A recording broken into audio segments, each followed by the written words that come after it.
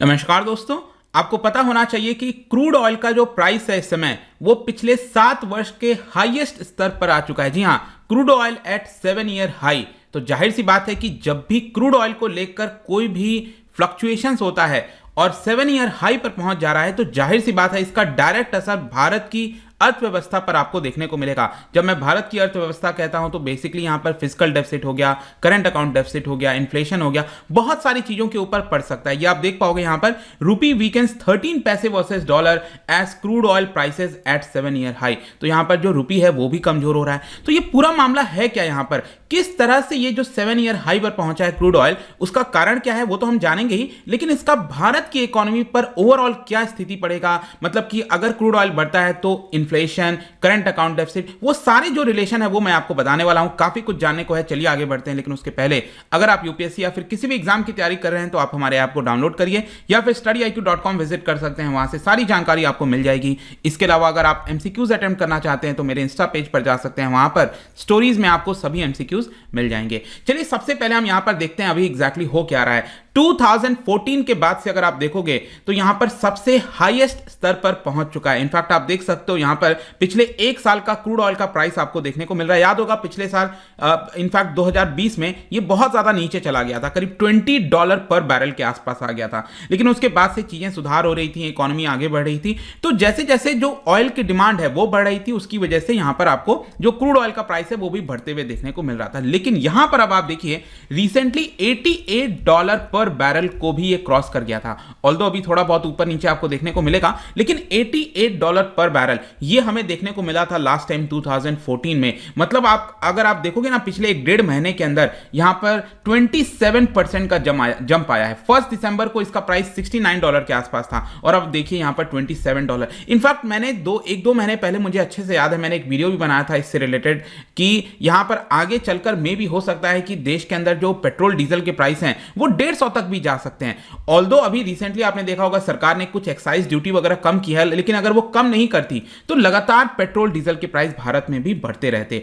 अब इसका असर क्या हुआ है कि आपको स्टॉक मार्केट पर भी डायरेक्टली देखने को मिलेगा। इनफैक्ट मैं आपको एक रिलेशन बताता हूं, रिसेंटली जब ओमिक्रॉन की शुरुआत हो रही थी तब स्टॉक मार्केट में उतनी गिरावट नहीं हुई थी, स्टॉक मार्केट काफी अच्छा परफॉर्म कर रहा था। लेकिन रिसेंटली अभी क्रूड ऑयल का प्राइस और कई ऐसी चीजों को देखते हुए आप देखिए पिछले 5 सेशन में, मतलब ये जो हफ्ता अभी गुजरा है पूरा स्टॉक मार्केट का, मंडे से लेकर फ्राइडे, काफी बड़ी गिरावट हमें देखने को मिली। इसे एक हफ्ते के अंदर करीब 4% के आसपास जो मार्केट है उसमें डाउनफॉल देखने को मिलेगा। करीब 2500 पॉइंट जो है सेंसेक्स में वो गिरावट हुआ है। तो चलिए यहां पर सबसे पहले अब हमें समझना है कि ये क्रूड ऑयल आखिरकार क्यों बढ़ रहा है, इसके प्राइस क्यों बढ़ रहे हैं। देखिए कई सारे कारण हैं, एक एक करके मैं आपको बताता हूं। सबसे पहला है supply side disruption. Supply side में कुछ प्रॉब्लम आ रही है और जाहिर सी बात है कि अगर सप्लाई कम होगा किसी भी गुड्स का, चाहे क्रूड ऑयल हो, एप्पल हो, वेजिटेबल हो, कुछ भी हो, उसका प्राइस आपको बढ़ते हुए देखने को मिलेगा। तो एक तो ये कारण है। अब क्वेश्चन ये आता है कि सप्लाई साइड में डिसरप्शन क्यों आ सकती है।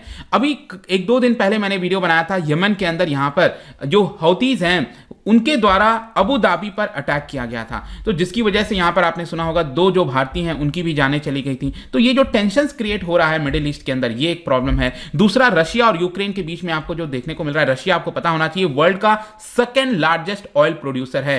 तो जाहिर सी बात है कि अगर वहां पर टेंशंस बनेगा, कभी भी अटैक कर सकता है यूक्रेन के ऊपर, तो ये भी काफी बड़ा कंसर्न बढ़ रहा है। दूसरा, यहां पर आपको देखने को मिलेगा कि वेडनेसडे को इराक टर्की का जो पाइपलाइन है वहां पर आउटेज देखने को मिला था, मतलब कुछ लीकेज वगैरह हो गया था, काफी बड़ी समस्या हो गई थी। ऑल्दो आगे चलकर उसको ठीक भी किया गया, लेकिन इसकी वजह से भी पूरा प्रॉब्लम देखने को मिला था। इसके अलावा मैं आपको बताऊं तो जब ओमिक्रॉन की शुरुआत हो रही थी तो ऐसा देखने को मिल रहा था कि डिमांड में शायद कमी आएगी। मतलब कि आपने देखा होगा ना, जो सेकंड वेव आया था तो डिमांड में कमी आई थी, फर्स्ट वेव आया था तो डिमांड में कमी आई थी। तो उसकी वजह से जब डिमांड में कमी आती है तो प्राइसेस गिरते हैं। लेकिन ओमिक्रॉन के केस में यहां पर डिमांड में कमी नहीं आई और इसी की वजह से आप कह सकते हो जब डिमांड में कमी नहीं आई, डिमांड बढ़ते ही जा रहा है, तो ऑयल के प्राइसेस भी बढ़ते जा रहे हैं। फिर सप्लाई साइड का जो मैं आपको बोल रहा था, सप्लाई साइड में क्या है कि जो ऑयल प्रोड्यूसिंग कंट्रीज हैं, जैसे सऊदी अरब हो गया, ओपेक कंट्रीज हो गए, वो यहां पर अपना सप्लाई को बढ़ा नहीं रहे हैं। इनफैक्ट आप देख सकते हो इनका ये कहना है, ओपेक देशों का ये कहना है कि फरवरी तक वो लोग 4 लाख बैरल्स पर डे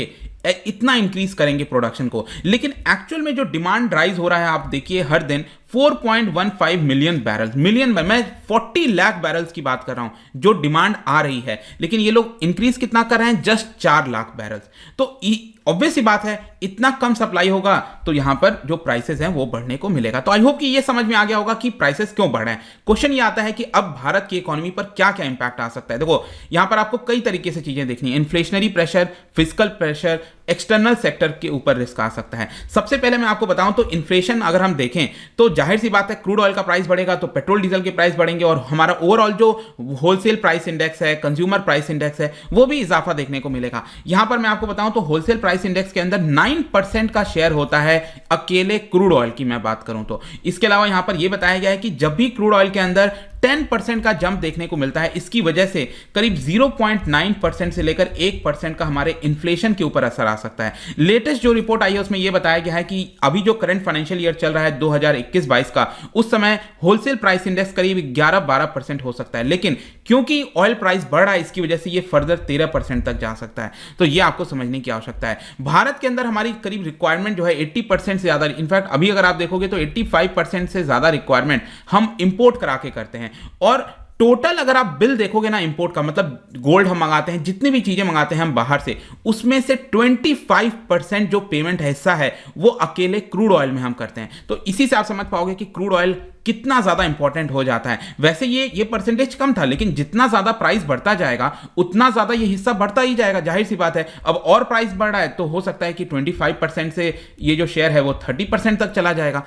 तो ये जो हम क्या कहते हैं, इसको हम कहते हैं करंट अकाउंट डेफिसिट। जितना ज्यादा हम इंपोर्ट कराएंगे उतना ज्यादा हमें डॉलर पे करना पड़ेगा, जिसकी वजह से हमारा करंट अकाउंट डेफिसिट बढ़ता जाएगा। तो ये डायरेक्ट असर आता है क्रूड ऑयल की वजह से। फिर इसका अगर हम एक्सटर्नल पोजीशन के ऊपर इंपैक्ट देखें, मतलब जो करंट अकाउंट डेफिसिट की मैं बात कर रहा था, उसका अगर आप देखोगे तो 10% जब हाइक होता है ऑयल प्राइस में, हमें यहां पर $15 बिलियन और देना होता है, मतलब हमारा और एक्स्ट्रा जाता है। तो यहां पर जैसे जैसे 10% 20% बढ़ता जा रहा है, उसका आप डबल ट्रिपल करते जाइए, इतना ज्यादा डॉलर पे करना पड़े। मतलब कि हर 10% जब भी इंक्रीज होगा ऑयल प्राइस में, हमारा 0.4% ऑफ जीडीपी का हमें उतना पेमेंट करना होता है। और जितना ज्यादा हम डॉलर में पेमेंट करेंगे तो इसकी वजह से क्या होगा, हमारी करेंसी कमजोर होगी। जो हमारी करेंसी है INR, इंडियन करेंसी रूपी जो है, वो आपका नेगेटिव इंपैक्ट आएगा। डॉलर के मुकाबले ये और कमजोर हो जाएगा, 74 से $75, $76, ये हमारी रूपी और कमजोर होती जाएगी। और यहां पर आपको एक और चीज पता होगा कि यहां पर जब क्रूड ऑयल प्राइस बढ़ रहा है तो जो सब्सिडी देती है सरकार एलपीजी पर, किरोसिन पर, वो सब्सिडी भी तो बढ़ेगा ना, क्योंकि एलपीजी के प्राइस बढ़ेंगे, किरोसिन के प्राइस बढ़ेंगे, और सरकार जो सब्सिडी देती है, सरकार का सब्सिडी बिल बढ़ेगा। अब सब्सिडी बिल बढ़ेगा मतलब सरकार का एक्सपेंडिचर बढ़ रहा है, इसका मतलब क्या हुआ,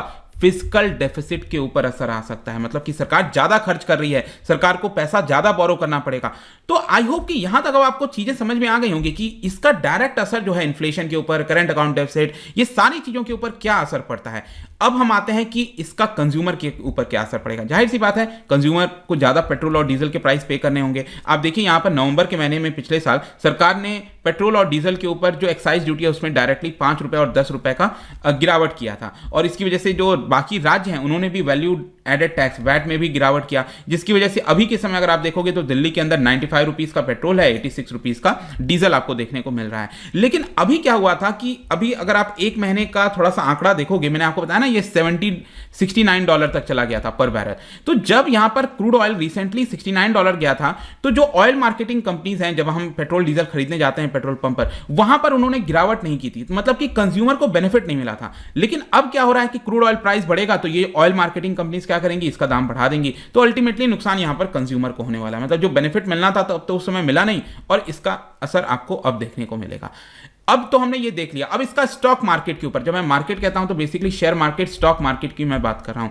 तो देखिए, जब भी इस तरह का असर होता है तो भारत के अंदर जो इन्वेस्टर्स हैं, जो सेंटीमेंट है इन्वेस्टर्स का, उसके ऊपर आपको असर देखने को मिलेगा। और वही चीज पिछले कुछ दिन से हो रहा है। जैसे जैसे क्रूड ऑयल का प्राइस बढ़ रहा है, आप देखिए यहां पर जो इन्वेस्टर्स हैं वो अपना पैसा थोड़ा सा मतलब निवेश नहीं कर रहे हैं। अभी तक अगर आप देखोगे 1 जनवरी से लेकर 11 जनवरी के बीच में यहां पर फॉरेन से जो पैसा आता है भारत के अंदर, उन्होंने करीब 4000 करोड़ के आसपास निवेश किया था हमारे स्टॉक मार्केट में। अब क्या हो गया है, निवेश तो छोड़िए, वो लोग अब सेल करके जा रहे हैं, मतलब कि नेगेटिव बन गए हैं वो लोग, मतलब शेयर मार्केट से पैसा निकाल रहे हैं। और इसी की वजह से यहां पर जो स्टॉक मार्केट में पिछले हफ्ते ये जो गिरावट हुई है वो यही कारण है।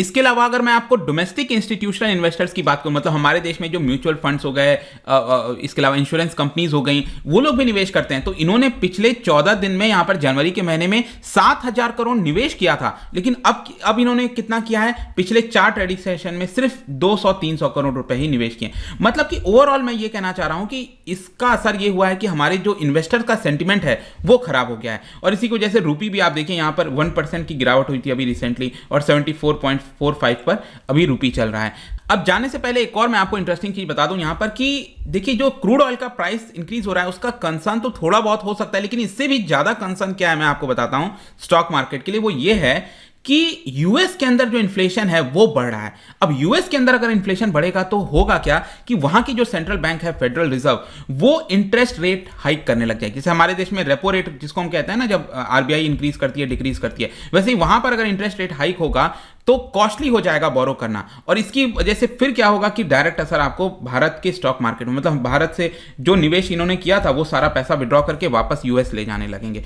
इसीलिए ले जाने लगेंगे क्योंकि वहां पर बोरो करना महंगा पड़ गया। पहले क्या था, बोरो करना सस्ता था तो वो लोग बोरो करके भारत में निवेश करते थे। अब बोरो करना महंगा होगा तो वो लोग भारत से स्टॉक मार्केट से पैसा निकालकर वापस यूएस ले जाएंगे। बहुत सिंपल लॉजिक है। लेकिन ओवरऑल आप देखिए, जो लोग इन्वेस्टर्स होते हैं ना, जो भारत में अगर आपने कोई इन्वेस्ट कर रखा है तो चिंता करने की बात नहीं है, ये वोलेटिलिटी चलती रहेगी। अगर आप लॉन्ग टर्म के लिए निवेश हैं तो लगातार उसमें बने रहिए, वही आपके लिए बेनिफिशियल होगा। तो ये पूरा वीडियो था crude oil eight 7 year high का। इससे रिलेटेड जो भी कुछ था मैंने आपको बता दिया है। जाने से पहले एक इंटरेस्टिंग क्वेश्चन आपके लिए, क्या बता सकते हो what is the main cause of export surplus? अब एग्जाम में इस तरह के एनालिटिकल क्वेश्चन आ सकते हैं कि आपको आंसर तो लगेगा हाँ सभी हो सकता है, लेकिन आपको एक आंसर चुनना है।